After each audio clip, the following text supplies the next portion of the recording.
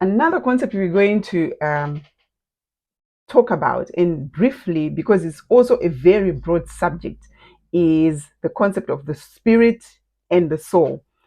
There are so many viewpoints on what the spirit is and what the soul is. But most believers, we are familiar with the fact that your soul is composed of your mind, your will, your emotions. And the spirit, like we already talked about, your spirit is regenerated, it's born again, it's one with Christ. And the differences in the Bible are not so easy for us to understand in terms of the actual definitions of what a soul is and what a spirit is. Now, we read in the book of Genesis 2, verse 7, that in God made Adam into a living soul. He breathed into him and he became a living soul. And they said that that word was nephesh. And nephesh is a Hebrew word which means breathing creature or animal. And so many references of soul in the Old Testament are really referring to breathing creatures. That is what a soul is in the Old Testament. And spirit in the Old Testament is ruach, the breath. That's how it's expressed, the breath, ruach. But if you look at the New Testament, soul, for example, in Matthew 22, verse 37, soul is translated into to the Greek word suke, which also means breath and also references spirit.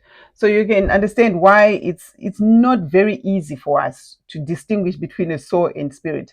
The Strong's Concordance doesn't really show us very clear distinctions between those two. Pneuma in the New Testament is the Greek word for spirit, and that means breath or current of air or spirit.